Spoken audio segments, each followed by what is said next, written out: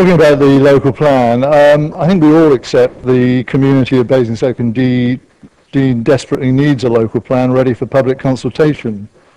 But the plan has to respond to the needs of Basingstoke and Dean and provide housing units for those in the population who have no realistic prospect of owning their own property.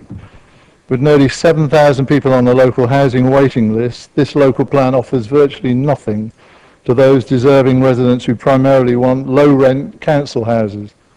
I know the prospect of using council houses as an element within our housing build is anathema to some, and even referring to council housing gives rise to prejudice, but council housing is what we should be building. At least 7 years has been wasted on the preparation of the plan, driving some to the verge of a nervous breakdown. I had hoped that we would now work together to deal with this major public asset, Manydown, which will influence the shape of the remaining plan. Despite being hauled before the High Court and found to have acted unlawfully, this administration continues to argue against a realistic capacity figure for this site. The same games continue to be played by members of the Cabinet. I have to agree with Councillor Harvey when I say I see the sense of the local Tories Macbeth behind the current manoeuvring of some members of this Council's Cabinet.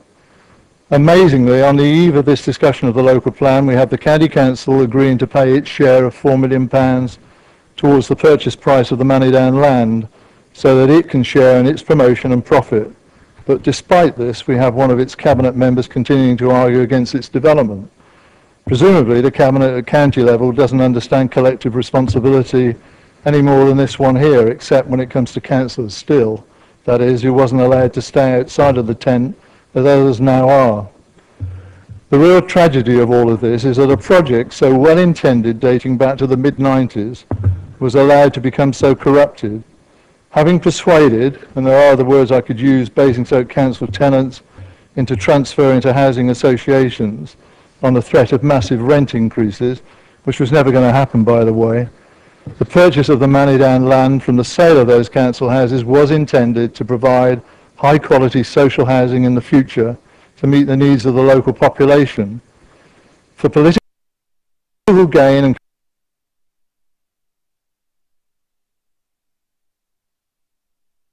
control of this council, those who promoted the purchase of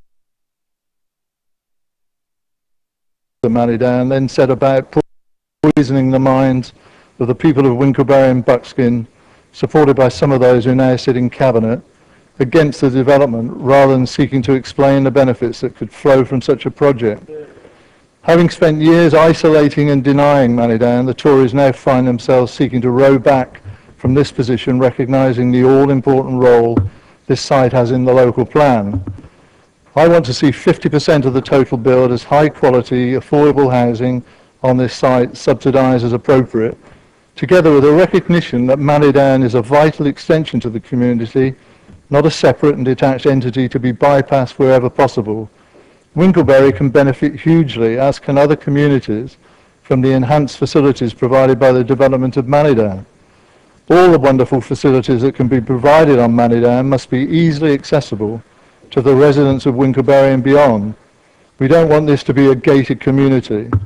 After all, the land was bought in part using Winklebury tenants' money. Even now, we seek to isolate Winklebury from Manydown without any proper recognition of the natural link between the two communities. Even the latest amendments suggest access limited to those who are able-bodied and able to walk or cycle. Despite views expressed at the members' advisory panel and a decision of this council's Cabinet in 2012 seeking to change the figure from 3,020 to 4,000, ironically, or perhaps not, this was moved by Councillor Still at the time, we are told that the Planning Authority believes that any more than 300 units a year is undeliverable, hence the restriction to 3,080 units. Does this happen with any other site on the list? Of course not, and nor should it. I am finishing, Mr. Mayor. Unless and until we get Manydown properly included in our draft local plan, showing its full potential, I cannot support the document before us. Thank you.